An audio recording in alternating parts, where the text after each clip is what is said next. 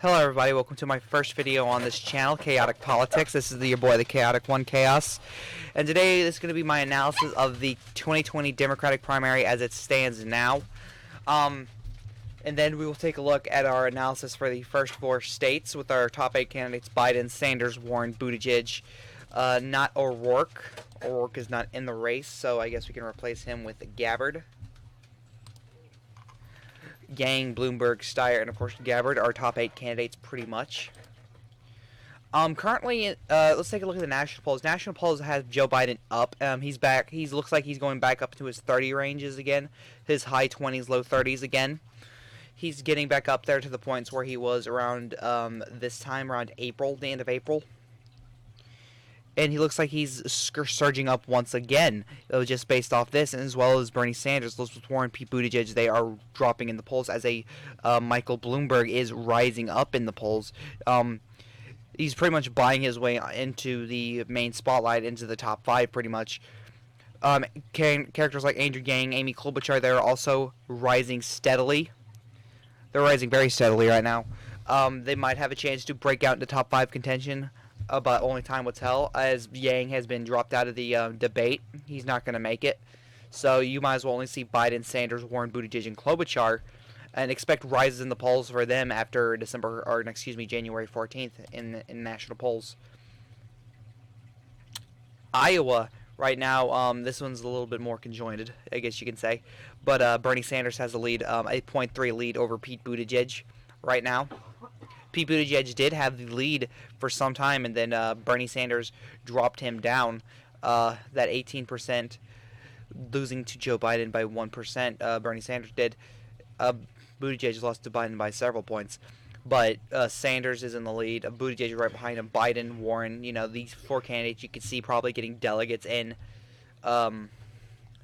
whenever the time, on February 3rd, whenever the time for the primary comes. You could expect these, but when it comes to the popular vote, you can see Amy Klobuchar rising fast. Maybe she can get 15%. Maybe she could take away some of Warren's support, but she is rising really fast in Iowa. She is surging. She's having a Pete Buttigieg right now. As you can see, Pete Buttigieg has a huge surge right here, and Amy Klobuchar is now starting to get that surge, it seems like. But Michael Bennet is not seeing good days. He is at 0% in the polls in Iowa. In my opinion, Michael Bennet should just drop out, but that's just not what I'm here for, I guess. In New Hampshire, Bernie Sanders has a 4-point lead in the state, right in front of Joe Biden, Pete Buttigieg, and Elizabeth Warren. Elizabeth Warren not even 50% in the state, as it seems right now. She might get at least 1 delegate in the state, but that's about it. Pete Buttigieg, Joe Biden, Bernie Sanders, these are the guys you're looking towards when it comes to getting delegating in the state right here. And just Elizabeth Warren is not doing so well. She is just dropping in the polls. Joe Biden was at an all-time high at 34, and he's just been dropping. And he's rising a little bit, as it seems. He did surpass Pete Buttigieg a couple weeks ago. He was in 4th place. He was in 4th place a couple weeks ago, or I guess, a month ago, I guess you could say. But now he's back up in 2nd place and could take that first spot away from Bernie Sanders. We still do have a couple months, February 11th. Tulsi Gabbard and Kamala Harris, it looks like and Andrew Yang, can't forget about Andrew Yang, best candidate, they're all battling it out for 5th place, it seems like, with that 4%. But again, Klobuchar could end up taking 4th place with Yang and Gabbard dropping in numbers. These are just predictions right now, by the way. Amy Klobuchar could reach up to around 5% after the January debate, because she is already included, unlike Yang and Gabbard, who are not included there, as it seems right now. Now let's take a look at Nevada, if it'll ever load. Sorry about that, guys.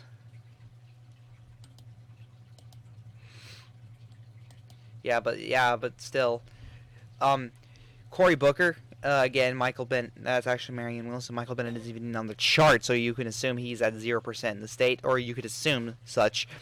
Michael Bennet, there's a shock as to that he's still in the race. He shouldn't even be in the race. I think his numbers dropped tremendously when he called out for a 6-day school week. So, yeah, that was bad on him, I guess. Okay, so for Nevada, Joe Biden has a 9-point lead above everyone else, as it seems right now. Elizabeth Warren, Bernie Sanders, like Telcel ended off for second place right now. Bernie Sanders just needs to get maybe like 20% to 18% again. Maybe Bernie Sanders could take over second place, but I do think if Bernie Sanders could end up winning Iowa and New Hampshire, he could end up taking the state of Nevada due to just that huge rush of you know, of momentum.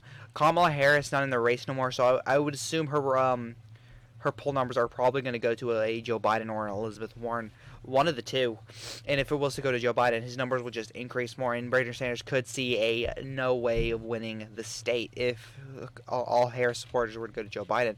Tom Steyer is doing tremendously well for a low-tiered candidate in Nevada, 3.5% above some people like Yang and Klobuchar, who's doing under in the national polls, by the way. But let's take a look at South Carolina, a state where Joe Biden is doing tremendously well at a 18 point, close to a 19-point lead for Joe Biden.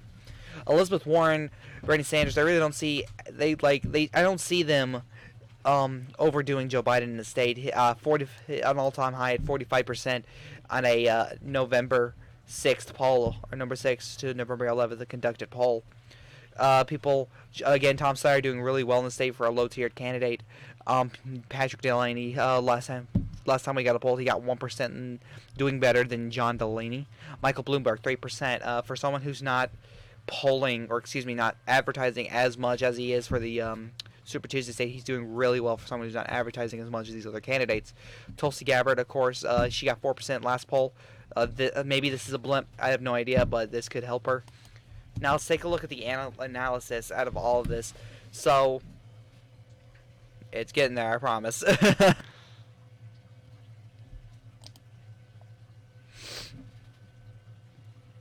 Yeah, but still. Now let's take a look at Iowa. Iowa, putting these Biden or a Buttigieg win, I don't see Elizabeth Warren taking the state at all. I don't see Elizabeth Warren taking the state of Iowa. Excuse me, hold on. My computer.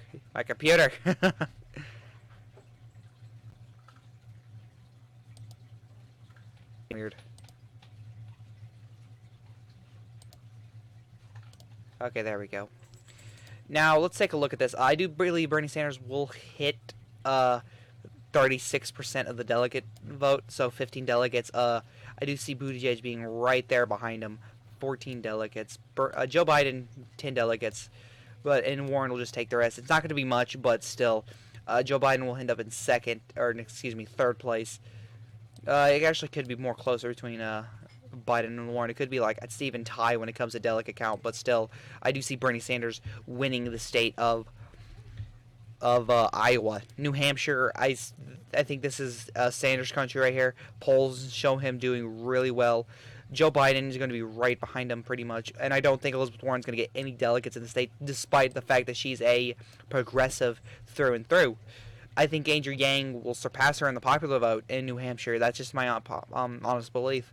To the point where Yang could get a delegate here, but I don't think so. Even though Andrew Yang says he did really well, I don't think, even though I want Yang to win, it's not going to happen. That's just the sad truth. Nevada, I think Sanders will narrowly pull out the state. Narrowly, but Joe Biden will be right there behind him. Probably not 15 delegates, but still, Joe Biden's really going to be right there behind him.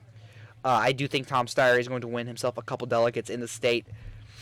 He's doing really well, but I really do see him winning winning a couple delegates, especially in the state of Nevada, where he's polling at 3.5%, like I just seen.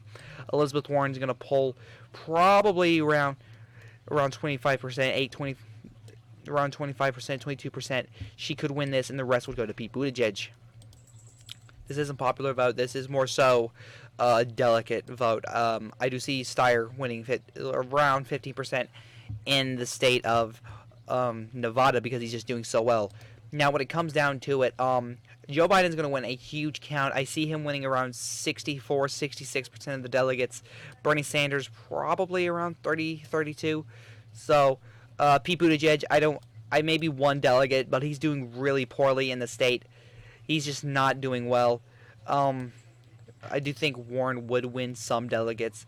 Maybe maybe 5 delegates, 9% of the delegate count. still. So right now, out of the first 4 states, this was just expected by the media for Joe Biden winning South Carolina. The media are going to pawn this off as Biden winning the whole daggum thing. He's going to be seen as the presumptive nominee. 57, 53, Pete Buttigieg in third with 24 delegates. Elizabeth Warren in fourth place with 19 delegates. Tom Steyer in fifth with 2 delegates. Now Andrew Yang could end up getting a delegate in New Hampshire. I don't think so, but still, expect a strong showing for Yang, Bloomberg, and Gabbard in these, in like states like Hawaii, Texas, California, the Rust Belt. Expect that. But I do want to talk about the super delegates quickly.